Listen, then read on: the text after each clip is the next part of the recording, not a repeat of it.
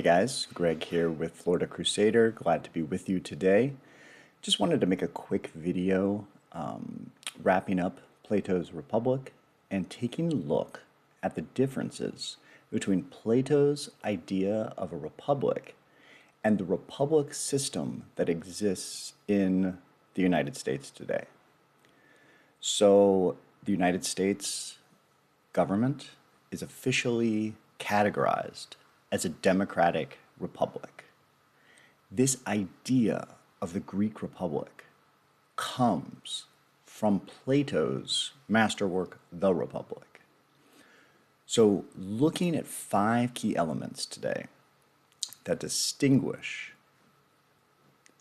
Plato's idea of the Republic, or a republic, versus the United States idea of a republic. So to begin with, we want to look at the idea of who is fit to rule. Who is fit to be a lawmaker? Who is fit to set the standard for the society? Plato's idea of the ruling class is a class that he distinguishes as philosopher-kings.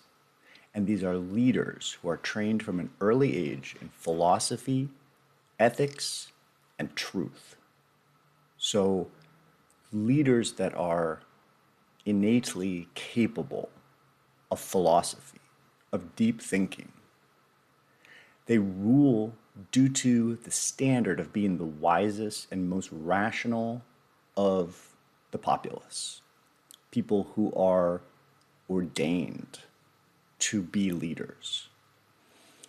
This leadership, though, is ultimately based on their own merit and intellectual capability, not based on popular opinion.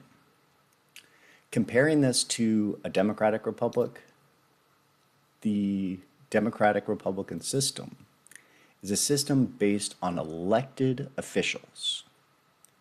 So the authority of those officials is ultimately something that is granted by the populace, by popular sovereignty. So citizens choose their republic representatives through the electoral system. So Plato had an inherent mistrust of democracy. The will of the masses was not something that Plato had faith in. He says that, okay, so if everyone's vote is the same, there's a belief inside of that that everyone is the same, that everyone has the same capability to wisely choose the direction of the society through elected officials. This really points to the second element that distinguishes Plato's Republic from the American democratic republican system, and that is the structure of society itself. Plato's Republic divides the society into 3 different classes: gold, silver, and bronze, or rulers, auxiliaries to the rulers, and producers. So we have the governing class, which we just pretty clearly defined. The auxiliaries, which are soldiers, the guardians of the society, who are tasked with enforcing the law.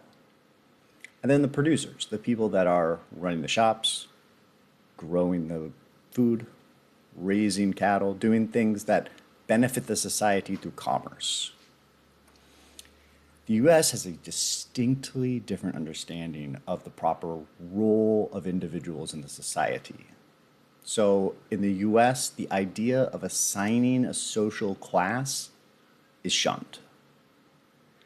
Citizens, theoretically, in theory, can pursue any profession or position of their choosing if they're willing to put the work into the education and the building of a career in that field. So the ideal core of the US structure of society is social mobility, the ability for one to be in a class to raise themselves into another class as they see fit, as they choose. The idea of individual freedom feeds right into this, and this is the third distinction. So Plato's idea of freedom is the harmony and justice of the society as a whole, that the society, day in and day out, is a smoothly functioning organism. And this is what provides freedom to the individual. The individual freedom of choice, the individual freedom of sovereignty takes a back seat to the society at large. The ruling class controls education, culture, even family structure, and the guardians of the society therefore share property and families to prevent their own corruption, to prevent them from being bought, to not representing the society at large.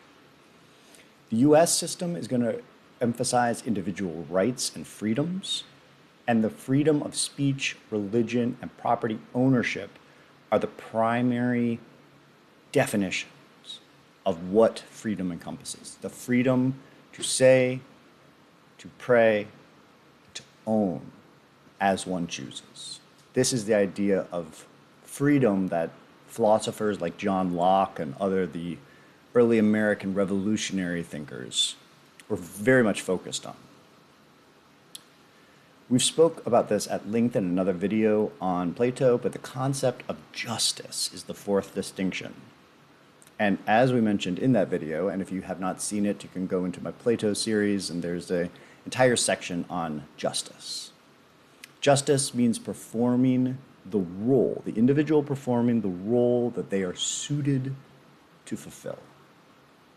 So justice is the actual glue that holds society together in a harmony by one class of people not interfering with another class of people's functioning. Justice in the United States is based on equality under law, that individuals are all equally bound by the law, and the law is distributed evenly to people in the society regardless of their social status. And the judicial system of the US is the primary auxiliary that enforces this equality through reason, through seeing if an actual injustice was done in a criminal court. The final difference is the governmental structure itself, and this is maybe the most primary. All of the other four feed into this, and that is the structure of the government itself. Plato does not believe in elections. Plato does not believe in the will of the masses as being wise. So, it's highly centralized government through this lineage of philosopher-kings.